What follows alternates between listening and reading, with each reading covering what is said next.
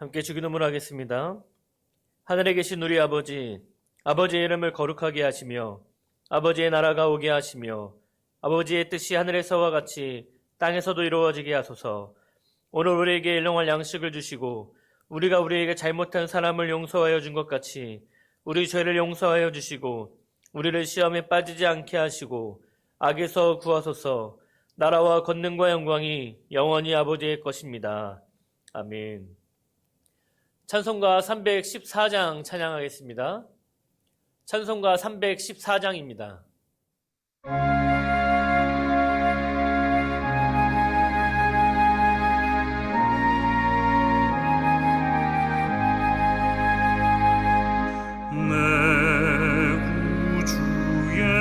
예수를 더욱 사랑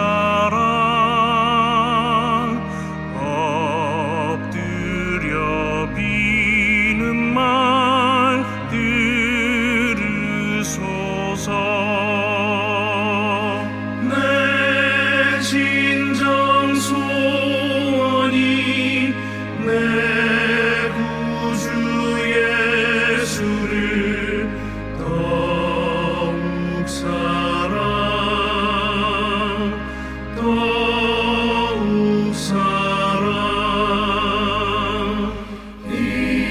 이제는 세상과 기뻤어도 지금 내 기쁨은 오직 예수. 다만 내비는 말 내 구주 예수를 더욱 사랑 더욱 사랑.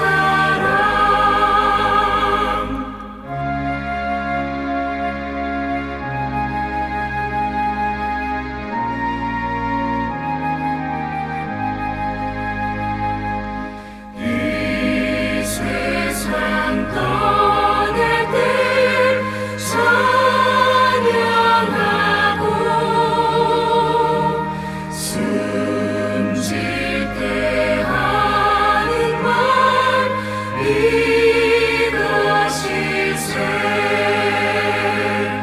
다만 내비는 말 내 구주 예수를 더욱 사랑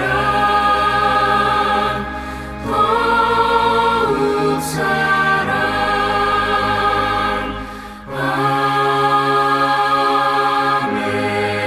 아멘. 오늘 우리에게 주시는 말씀은 갈라디아서 5장 7절부터 12절의 말씀입니다. 갈라디아서 5장 7절부터 12절의 말씀을 제가 읽도록 하겠습니다. 너희가 다름질을 잘하더니 누가 너희를 막아 진리를 순종하지 못하게 하더냐. 그 권면은 너희를 부르신 이에게서 난 것이 아니니라. 적은 누룩이 온 덩이에 퍼지느니라. 나는 너희가 아무 다른 마음을 품지 아니할 줄을 주 안에서 확신하노라. 그러나 너희를 요동하게 하는 자는 누구든지 심판을 받으리라. 형제들아, 내가 지금까지 할례를 정한다면 어찌하여 지금까지 박해를 받으리요. 그리하였으면 십자가의 걸림돌이 제거되었으리니 너희를 어지럽게 하는 자들은 스스로 베어버리기를 원하노라. 아멘. 이 사도 바울의 서신서를 함께 나누다 보면은 사도 바울이 그 당시의 문화나 또 여러 가지 그 당시의 상황들을 얼마나 잘 이해하고 있었는지를 알 수 있습니다.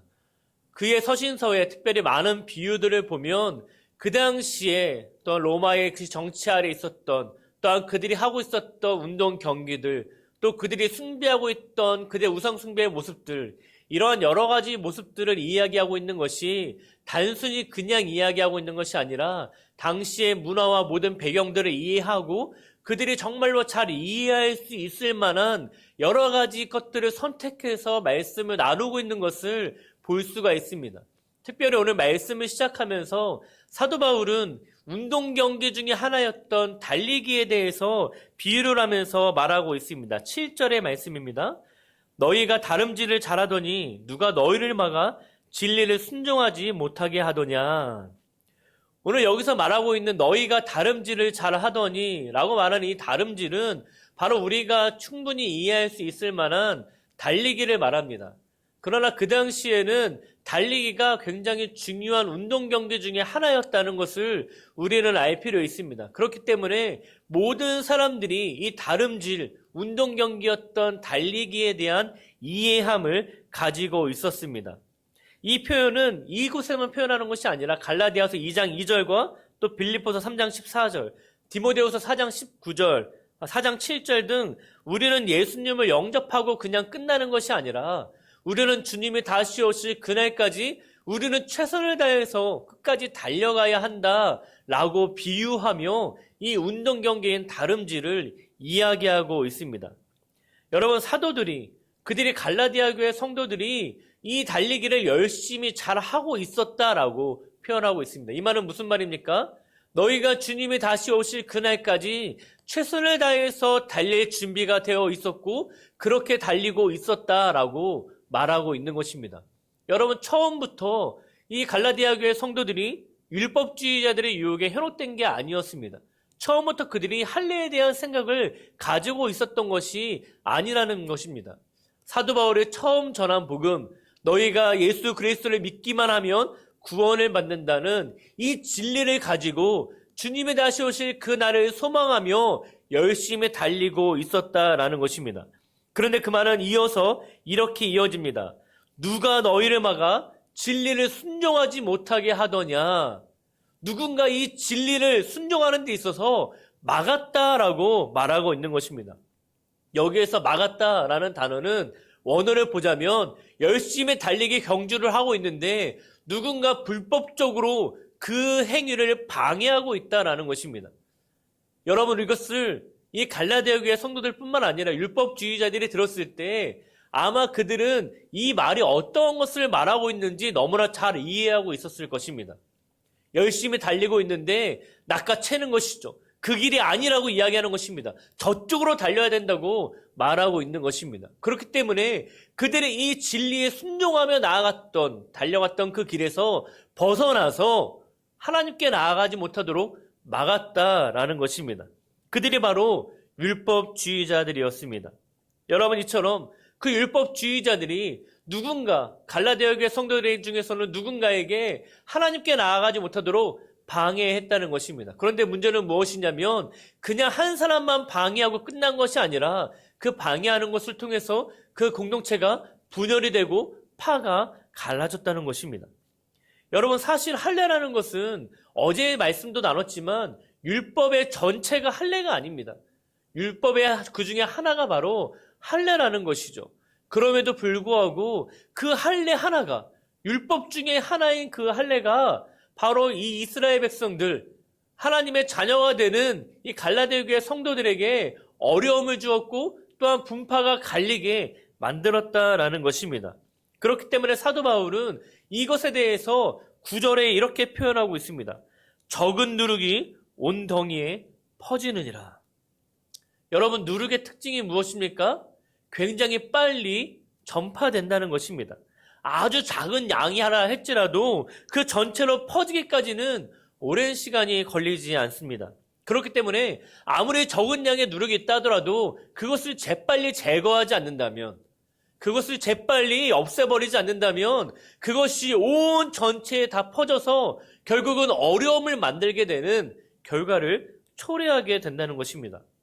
그렇기 때문에 누룩이 있을 때 아주 작은 양이라 할지라도 그것은 하루속히 제거해야 하는 것입니다. 오늘 사도 바울은 복음에도, 특별히 갈라디아 교회 성도들에게 있던 그 복음에도 누룩이 들어왔다라고 말하는 것이죠. 여러분, 사실 앞서 말씀드린 것처럼 율법 중에 하나로서 할례를 그렇게 신경을 안 쓸 수가 있습니다.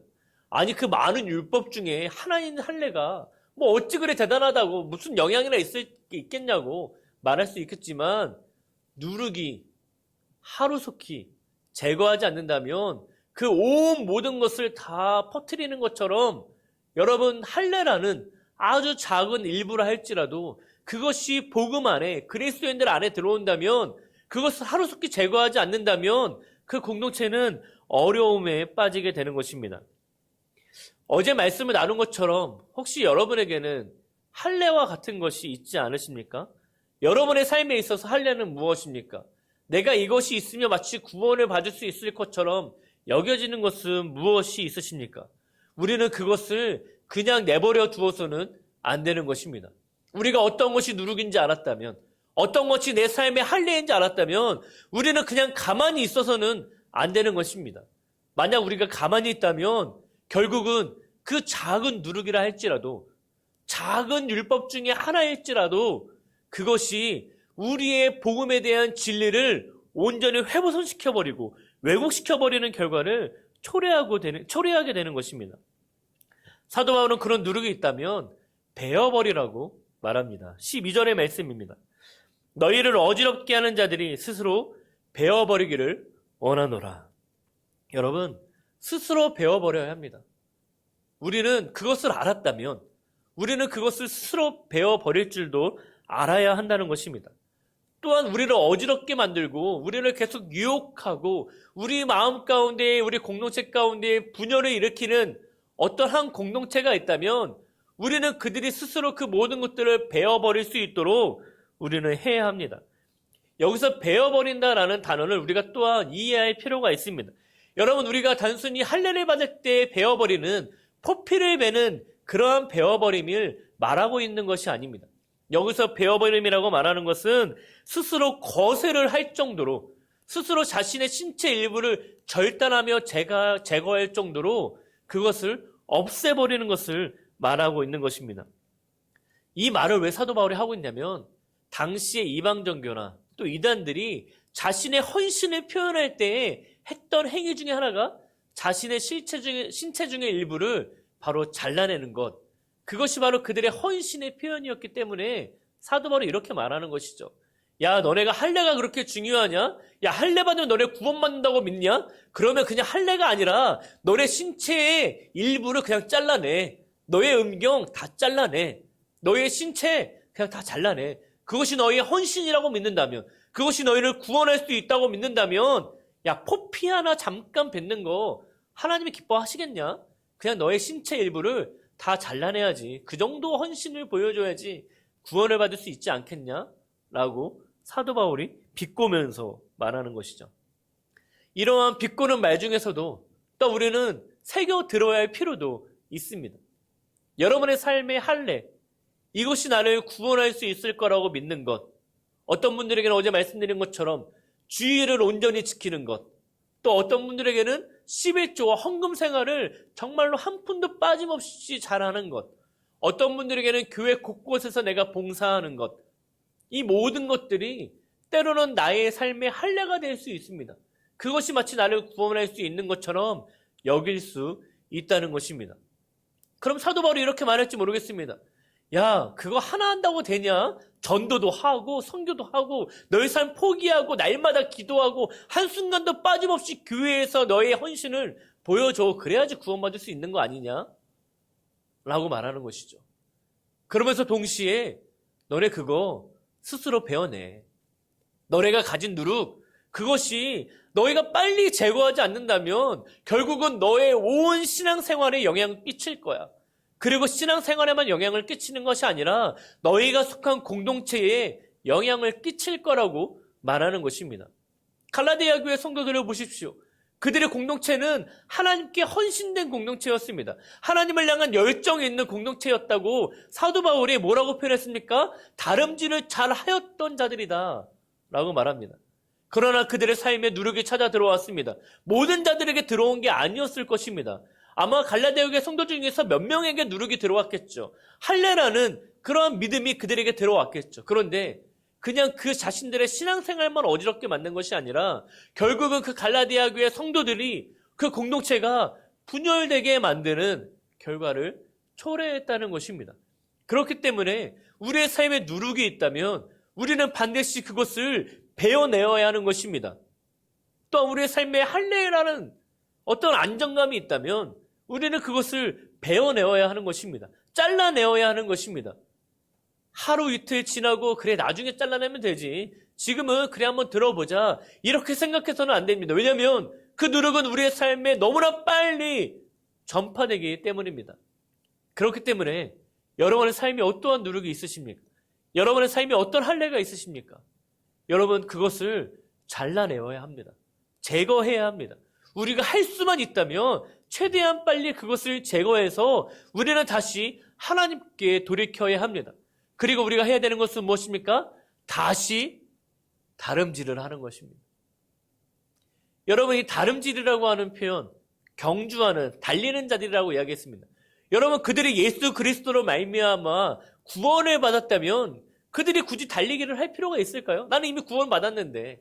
이것이 바로 구원파가 주장하는 것이죠. 너네는 구원 받았으니까 이제 너네가 살고 싶은 대로 살아도 돼 라고 이야기하는 것입니다. 그러나 예수 그리스도를 믿는 우리는 우리가 믿음으로 구원을 받았습니다. 의롭다 여기심을 받았습니다. 그러나 우리는 거기서 멈추어서는 안 되는 것입니다. 우리는 끝까지 달려가야 합니다. 주님이 다시 오시는 그날까지 우리는 달려가야 하는 것입니다. 어떻게 달려가야 합니까? 예수 그리스도를 바라봄으로 그분을 닮아가며 달려가야 하는 것입니다. 그렇기 때문에 우리는 이 시간 결단해야 합니다. 여러분이 2020년을 어떻게 보냈는지 중요하지 않습니다. 오늘은 2021년의 첫날입니다. 그렇기 때문에 우리는 다시 한번 주님께 우리의 삶을 돌이켜 모든 누룩과 할례라고 여겼던 모든 것들을 제거해버리고 믿음, 예수 그리스도를 바라봄으로 달려가야 하는 것입니다. 여러분 2020년 여러분의 삶이 어떠했습니까? 코로나라는 누룩이 우리의 삶에 찾아왔습니다. 그것이 아주 굉장히 작아 보이는 바이러스였다라고 생각하는데 그것이 단순히 우리의 삶뿐만 아니라 온 세계를 멈추게 만들었습니다. 단순히 세계를 멈춘 것이 아닙니다. 우리의 믿음이 떨어지게 만들었습니다. 우리의 믿음이 포기하게 만들었습니다. 아주 작은 누룩이라고 여겼던 그 코로나 바이러스 하나가 우리의 삶을 완전히 풍지박산이 나게 만든 것입니다. 여러분의 신앙 또한, 믿음 또한, 예배생활 또한 여러 가지 모든 것들을 다 포기하게 만들었습니다. 여러분, 2021년은 맞이하면서 우리는 다시 결단해야 합니다. 코로나로부터 우리를 두렵게 만들고 어렵게 만들음을 통해서 하나님께 나아가지 못하게 하는 그 사단의 모든 영향으로부터 우리는 그것을 제거해 내어야 합니다. 그리고 다시 달려가야 하는 것입니다. 여러분, 다시 달려가지 않으시겠습니까? 누룩을 제거하고 할례를 제거하고 주님이 다시 오실 그 날까지 다시 여러분 달리시기로 결단하지 않으시겠습니까? 하나님께서 이것을 원하십니다. 이 시간 함께 기도하실 때 먼저 좀 감사하면서 기도하기를 원합니다. 2020년을 하나님께서 우리를 참 신실하게 인도해 오셨습니다. 참 어렵고 힘든 순간에도 지금까지 하나님이 우리의 삶을 인도해 오셨습니다. 그렇기 때문에 2021년 새해를 허락하심에 감사를 드리면서 또 2020년 우리를 인도하신 하나님께서 2021년 동안 선하신 길로 우리를 인도하실 것을 믿음으로 감사하며 또 하나님을 의지하며 살아갈 수 있도록 이것을 위해서 기도하시고 또 이 땅의 모든 그리스도인들이 다시 일어나서 모든 누룩과 할례로 여겼던 모든 것들을 다 내려놓고 다시 일어나서 함께 하나님을 향해 달려갈 수 있도록 이것을 위해서 기도할 수 있는 이 시간이 되시기를 바랍니다. 함께 기도하겠습니다.